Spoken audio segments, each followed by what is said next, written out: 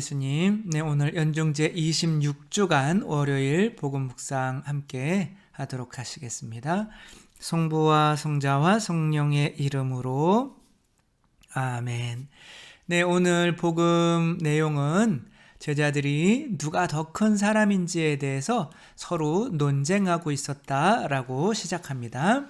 그러니까 예수님께서 제자들이 누가 더 큰 사람이냐? 라고 논쟁하는 것을 보시고 어린이 하나를 데려다 놓으신 다음에 이 어린이를 받아들일 수 있는 사람은 누구를 받아들이는 거예요? 나를 받아들이는 거고, 나를 받아들이는 사람은 나를 보내신 아버지를 받아들이는 사람이다. 그래서 너희 중에 가장 작은 사람이 가장 큰 사람이다. 이렇게 말씀을 하시죠. 근데 제자들이 무슨 뜻인지 사실 또 잘 이해를 하지 못했는지 사람들 중에 당신 이름으로 마귀를 쫓아내는 사람들이 있습니다. 그래서 우리가 하지 못하게 막았습니다. 이렇게 말을 하죠. 그러니까 예수님께서 왜 막냐? 너희를 반대하지 않는 사람은 너희를 찬성하는 사람이다. 이렇게 말씀을 하시죠.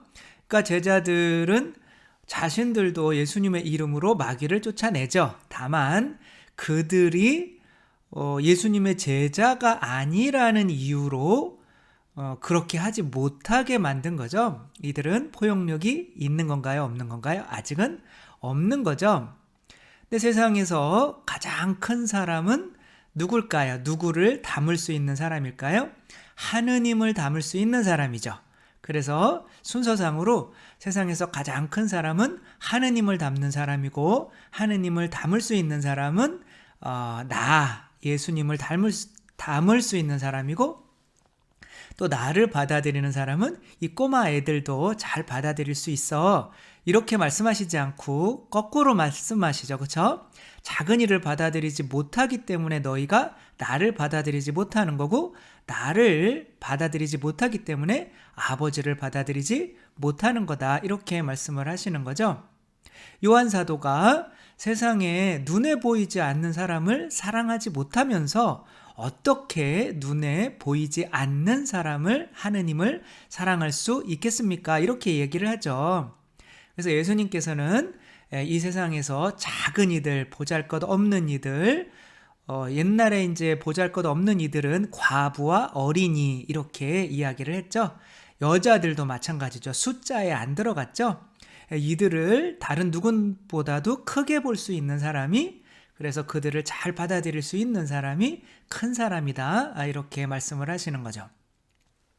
우리는 나이 들어가면서 자꾸 이렇게 포용력이 큰 사람으로 변해야지 점점 작아지면 안 되겠죠. 저도 유학 가서 공부를 하다가 보면서 느낀 것은 점점 공부를 많이 하니까 좁아지는구나. 점점 더 내 자신에 대해서 생각하게 되고, 내 자신의 이익에 대해서 생각하게 되고, 점점 더 나보다 못 배우고 가진 것이 없는 사람들을 판단하고 밀어내고 있는 나를 발견하게 되더라고요. 그러니까 뭐 공부를 많이 하고 그런 게 꼭 중요한 것이 아니라, 나이 들어간다는 거는 늙어가는 것이 아니라 익어가는 거죠. 그렇죠? 그러니까 읽지 못한 사람들을 이 사회학적인 용어로는 이제 꼰대라고 하는데, 우리는 꼰대가 되지 말고 정말 옛날에 그 고승들 혹은 김수환 추기경님처럼 뭔가 이렇게 다 받아들일 수 있는 그런 마음을 가져야겠죠. 랄프 이야기를 제가 많이 하는데, 캐나다에서 이제 조금 지능이 떨어지는 아이였죠. 그 아이가 연극을 하는데 요셉과 마리아가 방 있습니까? 라고 할 때 랄프는 여관 주인 역할을 하는 거예요. 처음에 방 없습니다 라고 3번 얘기해야 되는데 3번을 다 할 수가 없었죠. 그래서 마지막에 그럼 제 방으로 들어오세요. 이게 이제 포용력이죠. 만약에 이 아이가 돈도 알고 내가 이 사람들을 받아들이는 것이 세상에서 정말 자기는 어떻게 보면 쫓겨나야 되는 상황, 바보스러워지는 것, 세상의 명예를 중요시한다면 사람들의 판단이 두려워서 이렇게 받아들일 수는 없었겠죠. 그러나 이 랄프는 한 가난한 부부를 받아들이면서 그 안에 있는 예수님을 받아들이게 된 거고, 또 예수님 안에 계신 하느님 아버지를 받아들인 것이기 때문에 산처럼 높은 산과 같은 사람일까요? 넓은 바다와 같은 사람일까요? 그러니까 이 성모님의 이름은 바다란 뜻이 있죠. 그러니까 바다는 하늘을 비추고 있죠. 그러나 높은 산은 하늘을 찌르고 있죠. 하느님은 하늘에 사시는데 당신을 이렇게 찌르는 교만한 사람을 좋아하실까요? 아니면 바다와 같이 모든 것을 받아들일 수 있는 겸손한 사람을 좋아하실까요? 우리는 익어가는 거죠. 나이가 들면서 어떠한 모습으로 가고 있는지 점점 TV 보면서 계속 이 사람 판단하고 저 사람 판단하고 자꾸 판단을 더 많이 하는 사람이 되어가며 점점 속 좁아지면서 내 위에는 아무도 설 수 없는 그런 뾰족한 산과 같은 사람이 되어가고 있는지, 아니면 바다처럼 넓은 사람이 되어가고 있는지 봐야겠죠. 근데 이제 제자들도 자신들처럼 마귀를 쫓아내는 사람의 모습을 보며 이들을 비판했단 말이에요. 근데 어떻게 하면 모든 사람들을 다 이렇게 잘 받아들일 수 있을까? 나이 들면서 도대체 뭐를 점점 이렇게 주의 깊게 생각하며 살아야 될까? 제가 어머니하고 어렸을 때 이제 언제인지 기억이 안 나요. 전철인지 버스인지도 가물가물해요. 타고 가고 있는데 어머니가 한 자리가 비었을 때 갑자기 그 자리로 후다닥 뛰어가서 팍 앉으시는 거예요. 그리고 엉덩이로 막 이렇게 하면서 자리 요만큼 만들어가지고 저보고 빨리 앉으라고 하는 거예요. 저는 창피해서 죽는 줄 알았죠. 왜냐하면 그 앞에 그 자리가 비기를 기다리며 계속 그렇게 손잡고 있었던 어떤 여자가 있었어요. 근데 어머니가 옆에 있다가 막 해치고 가서 이렇게 앉으신 거죠. 얼마나 창피해요. 그래서 제가 오라고 그랬는데 가지도 않고 째려봤나 봐요. 그랬더니 어머니가 내리셔가지고, 야, 너 때문에 이렇게 하루 종일 고생해서 정말 한순간도 서 있을 수가 없어서 이렇게 자리에 앉았는데 너는 엄마보다 그 사람이 더 중요하니? 이렇게 얘기하는데 또 할 말이 없더라고요. 그때는 어머니가 왜 이렇게 공중도덕이 없어? 이렇게 생각을 했었는데 사실 내가 더 잘못하고 있는 거였더라고요. 그쵸? 내가 어머니를 사랑했다면 한 번 보고 말 사람보다도 어머니가 날 위해서 이렇게 고생을 하셨으니까 또 그러한 모습인 어머니도 당당하게 내 어머니입니다 라고 할 수 있었어야죠. 그러니까 그렇게 못했던 이유를 가만히 생각해 보니까 결국에는 뭐예요? 내가 저 사람의 저것을 인정해서 나도 똑같이 저 사람과 같은 사람이라는 것을 사람들에게 보이고 싶지 않았던 거죠. 다시 말해서 나는 공중도덕이 있는 사람이에요 라고 사람들에게 보이고 싶었던 거죠. 그러니까 나는 공중도덕이 있는 사람이에요 라고 보이고 싶었다는 거는 나에게 공중도덕이 있었다는 거예요, 없었다는 거예요. 평상시 많이 어기고 다녔다는 거죠. 그래서 이러한 순간만이라도 내가 공중도덕이 있는 사람으로 여겨져야지, 저것을 인정해버리면 지금까지 내가 공중도덕이 없는 사람이었다는 게 밖으로 드러나는 거죠. 내가 어떤 사람의 단점을 계속 이야기하는 것은 그거는 그 사람이 죄를 짓거나 단점이 있어서가 아니라 내 단점을 감추려고 계속 그렇게 하는 거죠. 그러니까 포용력이 있어지려면 어떻게 해야 돼요? 내가 그 사람의 단점을 받아들이려면 어떻게 해야 돼요? 그 사람의 단점을 내가 극복했어야 되는 거죠. 내가 넘어섰어야 되는 거죠. 그 사람이 하는 나쁜 행동들을 내가 하고 있지 않아야 그 사람을 받아들일 수 있는 거죠. 왜냐하면 내가 그렇게 그 사람이 하고 있지 않은, 그 사람이 하는 일을 내가 넘어서야 지금 내가 옛날에 했던 이 상황에 이 사람이 놓여 있구나 라고 이해를 할 수가 있는 거죠.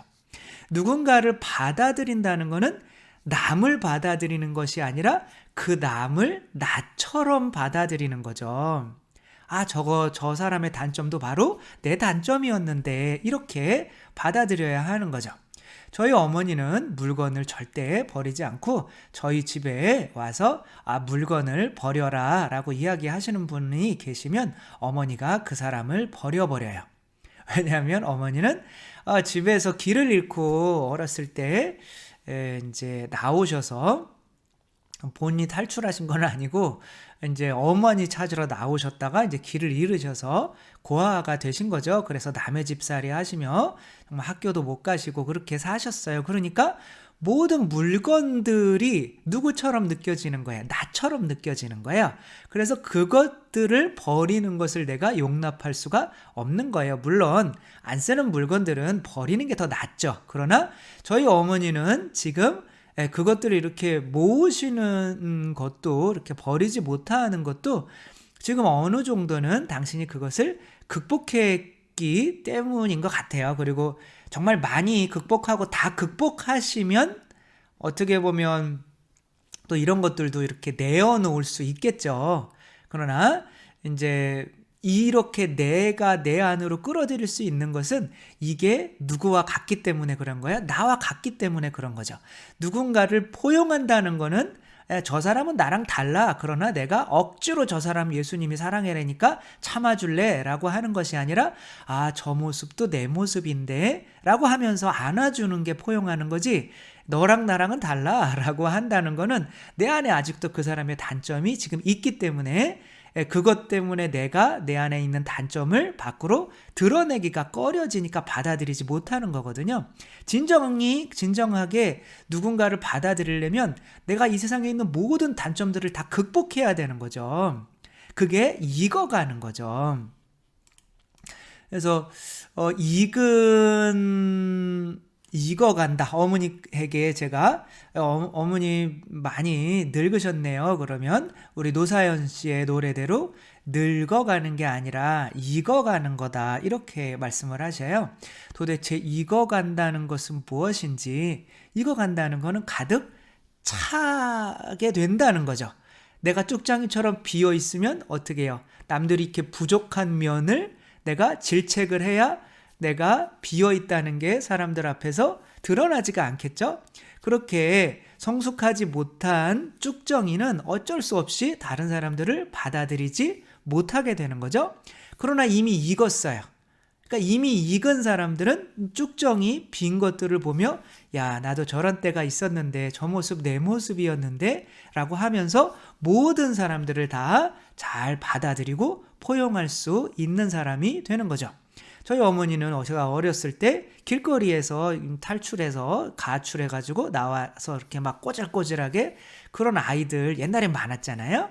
근데 그 아이를, 모르는 아이를 집에 데려다 놓고 씻겨주고 옷도 주고 재워주고, 저희는 얘를 우리 자식으로 막 여긴다고 하길래 깜짝 놀랐어요. 우리 또 삼형제도 살기 힘들어 죽겠는데 다행히 이놈이 며칠 만에 우리 돼지 저금통에 배를 다 갈라서 돈을 가져서 담을 넘어서 도망갔더라고요.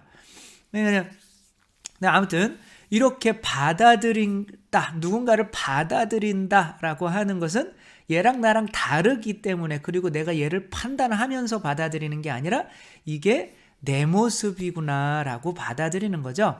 내 모습이구나라고 받아들인다고 하는 것은 내가 이것을 극복했기 때문에 그런 거죠. 어머니께서 이제 가족도 가지게 되고 어느 정도 극복했기 때문에 옛날에 나의 모습을 가졌던 이 사람이 불쌍해 보이기 때문에 이렇게 받아들일 수 있게 되는 것처럼, 참다운 포용력은 내가 모든 사람 포용해야지, 내가 겸손해져야지, 그러면 다 포용할 수 있을 거야 라고 하는 것도 맞기는 하지만, 내가 죄를 계속 짓고 있고 내가 어떠한 부족한 상황에 있다면 나와 똑같이 부족한 사람은 절대 받아들일 수 없다는 거, 익어간다는 것은 내가 포용력이 넓어진다는 게 맞기는 하지만, 익어간다는 것은 동시에 내가 성모님이나 예수님처럼 점점 완전해져 간다. 그래서 제자들이 정말 자기들이 예수님의 완전한 제자로 여겼다면 그냥 이렇게 제자가 못 되고도 저렇게 하고 있는 사람들이 정말 제자가 아닌데 정말 그래도 열심히 살고 있구나, 이렇게 봤어야 되겠죠. 그런 것처럼 우리가 뭐 남들을 포용하는 그런 능력을 키우기 위해서는 내 자신이 이렇게 죄에서 먼저 벗어나야 된다. 이게 진짜 익어가는 거다. 그리고 죄에서 벗어나면 벗어날수록 내가 벗어난 그 죄들을 가진 모든 사람들이 옛날에 내가 졌던 이 죄를 짓는 내 자신처럼 보여서 모든 사람을 다 포용할 수 있게 된다는 거, 아버지께서 완전하신 것처럼 너희도 완전하게 되어라 라고 하시는 게 바로 이거 간다는 거 또 생각하며, 또 저희들 온전히 또 나이가 어차피 들어가는데 정말 꼰대가 되어서 막 질책하고 그런 사람보다는 너그러운 사람이 되어갈 수 있었으면 좋겠고, 그 방법은 정말 내가 모든 이런 단점들로부터 하나하나 벗어나려는 노력을 해나가는 삶이어야겠다라고 또 말씀드리겠습니다. 주님께서 여러분과 함께 전능하신 천주 성부와 성자와 성령께서는 여기 모인 모든 이에게 축복을 내리시어 길이 머물게 하소서. 주님과 함께 가서 복음을 전합시다. 하느님 감사합니다. 성부와 성자와 성령의 이름으로 아멘. 네, 감사합니다. 사랑합니다.